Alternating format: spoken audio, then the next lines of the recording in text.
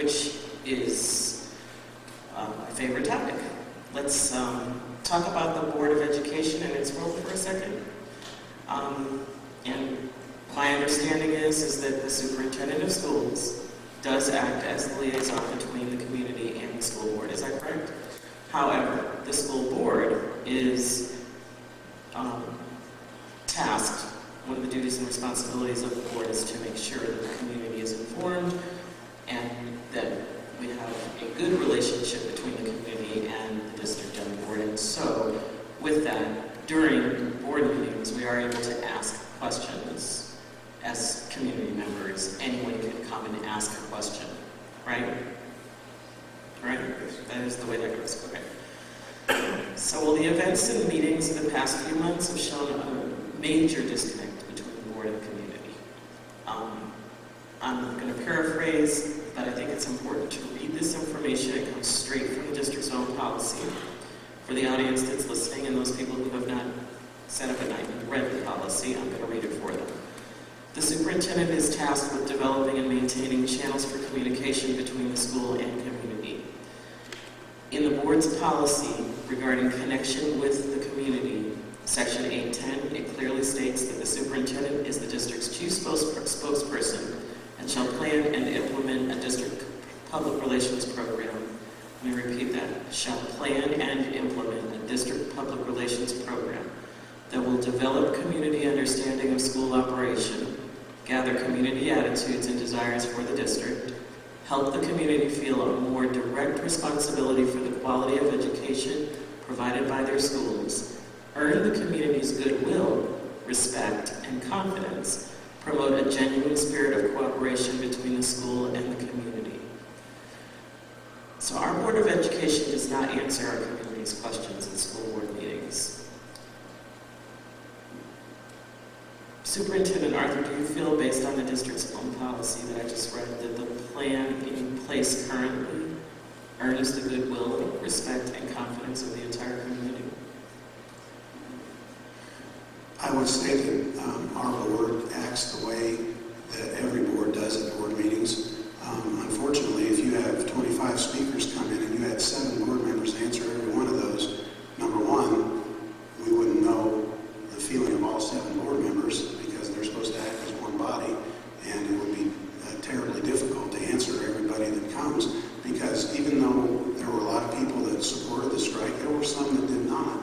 And how do we make it known for everybody to get a chance to speak? And so at every board meeting in districts that I've been in, there's a section at the beginning of the meeting for comments from the public, and we always offer that. We allow them 5 minutes to speak, and then after that, there is no response. And it's not that the board members don't want to respond to you, it's just that that's the policy, and that's the way it is in almost every board meeting that I've ever attended. Do I think it's the best? I don't know. It's hard to say. I know all of our board members have different opinions, and they speak their mind. Oftentimes during the comment section for the board members at the end of the meeting, most of the time they will say what they're feeling. Does that answer everybody's question? Probably not. But in the sincerity of keeping the meetings at least reasonable, that's one of the reasons that it's done that way in all districts. Okay. Are there teachers that sit in on board decisions? No. Right? I guess it depends on what kind of decisions you're talking about. We have several methods of trying to get communication out for the public. We have pencil points, we have our website, our curriculum person has a blog, and we're still beginning to use social media, Facebook and Twitter. Those are all new things, and we're trying to get the message out in every possible way we can. Is it ever enough? No. Over-communication is important, and I feel like I've let us down in that regard, and we're working on getting better. And so for the union, for the public, I'm sorry if they felt they were uninformed, but the one thing that's difficult when you're in a closed session meeting, the way we were during collective bargaining, we can't talk about it, and that's kind of frustrating, but I understand why people would feel the way they did. An answer that was, I can't answer that question, would be better than a stone face.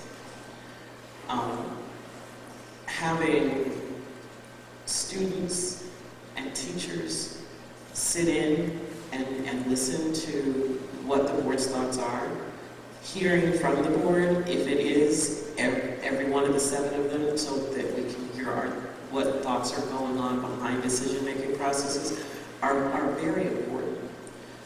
And we have a major disconnect right now. I know people in the community who feel like it's a complete waste of time to go to a board meeting.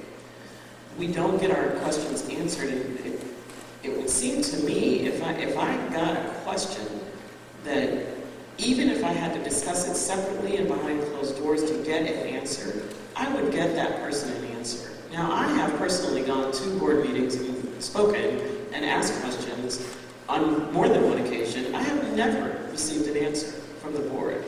Mike, can you tell us why that is? You know, actually, until I think the August meeting, most board meetings we had absolutely no one speak to. I would say, you know, I've been on the board for 17 and a half years. I would say probably 2/3 of the meetings, no one addressed the board. You know, and I think the fact that the last several board meetings we've had, I think I roughly had, we've had about 60 people address the board in the last 3 meetings total. Maybe 50 different people. I think you're probably right. We do need to find a better way to address those people. You know, I think part of it is the fact that we never really had people address the board, you know, in the past. And usually it was, you know, some personal matter, and either board members or the administration, you know, spoke to the person about that particular problem. But, you know, I think what, you know, the last 3 meetings anyway,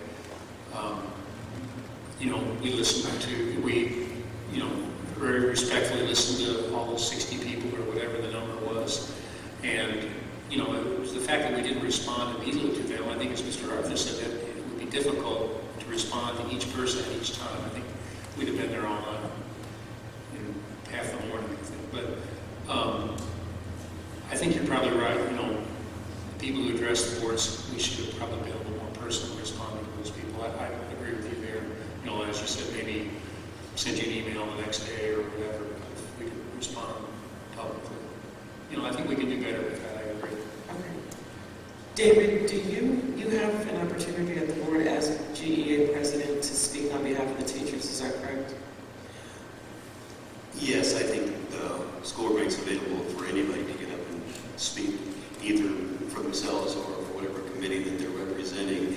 And there has been times that I have spoke on behalf of myself, and there has been times I have spoke as a GEA representative. Okay. Do you feel it's important for the teachers to have input in what happens in their classrooms, what the board makes decisions on? I think it's detrimental to the education process because the teachers are the ones that are in the classroom, are the ones working with the students, and I think they know the needs of those students and what they need to make sure they have so they can provide the best education they can for those students. So we need to make sure that the student's education is first, always. We need to make sure that teachers, if they have any challenges, that, you know, they're heard and resolved. Parents and other taxpayers, we need to be listening to them. And so I'm going to make another recommendation for the board, if I may. And that is that we have more of these types of roundtables where, and I know that there's an Open Meetings Act and all of that, but we do have parents who don't have access to the internet. They don't read the newspaper, they don't listen to the radio, they don't know what is going on. We also have teachers who are 50%, and sometimes some problem with morale apparently right now for some of them, maybe not, but some of them. I think that there are a number of questions that have come up this year. Cook School, Silas Willard, the stadium at the high school, the strike, that there's so many questions that have come up this year alone. I can't see that in the future we're going to have a downturn in questions that come to the board, I think that we'll wind up with an uptick, especially after this year, okay? With that, would it be wrong to suggest that we have more community roundtables where at least one board member, and hopefully two maybe, could come, and I think that that would not violate the Open Meetings Act, along with the district representation, teacher representation. Perhaps we have a teacher from every school, we have a parent from every school, or a PTO member, or someone, and students. And not just the students who are going to tell us that they were planning the prom. Really students that care. Not ones that were handpicked to be on student council. Really the leaders in the school. And I think that we can ask the teachers which ones those children are and invite them to the table as well, so that we can really get a full feel for what really should be done in our schools, and if there really are any problems that need to be addressed. I think that communication is the most important thing that we have as human beings, and in our school district right now, we are lacking that tremendously. Would you all agree with that? Bart, would you agree with that? I wouldn't say tremendously. I think we can get better. I will not say that we're lacking totally, because we have a lot of things out there to let the public know what's happening, and we can improve. Okay. I take that. I would agree with what Bart says. I mean, you know, as with anything, you can always do better. And, you know, things like what you said tonight and what's going on in the past few months make us realize that we need to do it. Okay, great.